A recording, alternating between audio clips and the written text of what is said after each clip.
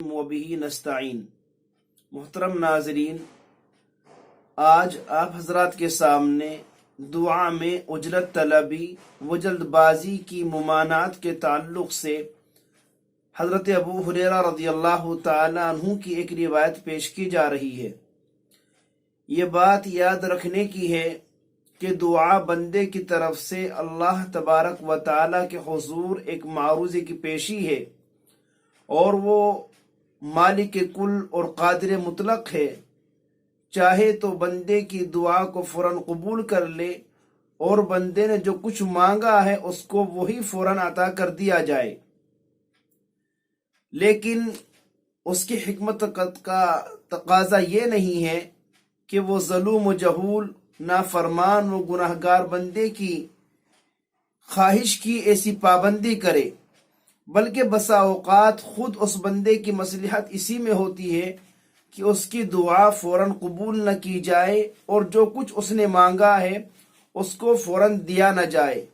لیکن چونکہ انسان جلد باز ہے، وہ یہ چاہتا ہے جو میں مانگ رہا ہوں فوراً مجھے مل جائے، جو دعائیں میں کر رہا ہوں وہ فوراً قبول ہو جائے، اور بسا اوقات جب اس کی دعائیں قبول نہیں ہوتی، یعنی جو چیز اس نے مانگی ہے وہ چیز اس کو نہیں ملتی، تو وہ مایوس ہو جاتا ہے، نا امید ہو جاتا ہے، اور وہ دعائیں کرنا چھوڑ دیتا ہے۔ یہ انسان کی وہ غلطی ہے جس کی وجہ سے وہ قبولیت دعا کا مستحق نہیں رہتا۔ جب ایک انسان مایوس ہو چکا ہے اور اس کا یقین یہ بن گیا میں نے جو مانگا مجھے ملا نہیں، جو مانگتا ہوں قبول نہیں ہوتا، تو پھر دعا مانگنے سے فائدہ کیا ہے؟ تو یہ اجرت بازی اور جلد بازی، اس سلسلے میں اللہ کے رسول صلی اللہ تعالی علیہ وسلم کی جو ہدایت ہے اس کو سامنے رکھنے کی ضرورت ہے۔ حضرت ابو ہریرہ رضی اللہ تعالی عنہ روایت کرتے ہیں، رسول اکرم صلی اللہ تعالی علیہ وسلم نے ارشاد فرمایا، یستجاب لأحدکم ما لم یعجل فیقول قد دعوت فلم یستجب لی۔ آپ فرماتے ہیں تمہاری دعائیں اس وقت تک قابل قبول ہوتی ہیں جب تک کہ جلد بازی سے کام نہ لیا جائے، اور جلد بازی یہ ہے کہ بندہ کہنے لگے میں نے دعا کی تھی مگر وہ قبول ہی نہیں ہوئی۔ مطلب یہ ہے کہ بندہ اس جلد بازی اور مایوسی کی وجہ سے قبولیت دعا کا استحقاق کھو دیتا ہے۔ اس لیے چاہیے بندہ ہمیشہ اللہ کے در کا فقیر اور اس کے در کا بھکاری بنا رہے، مانگتا رہے، یقین کرے ارحم الراحمین کی رحمت پر کہ دیر سویر ضرور اللہ کی رحمت اس کی طرف متوجہ ہوگی۔ کبھی کبھی بندوں سے بہت سی وہ دعا بندے جو بڑے اخلاص سے مانگتے ہیں اس لیے بھی جلدی قبول نہیں ہوتی کہ اللہ تبارک و تعالی اس دعا کے تسلسل کے ذریعے سے ان کو اپنا خاص مقرب بنانا چاہتا ہے۔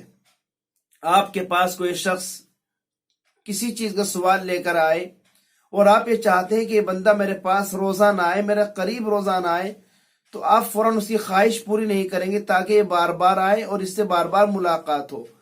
اللہ تبارک و تعالی بہت سی دفعہ اپنے خاص بندوں کی جو کہ ان کی مخصوص دعائیں ہوتی ہیں اور بڑے اخلاص اور اضطرار کے ساتھ ہوتی ہیں، لیکن اللہ اس لیے قبول نہیں کرتا۔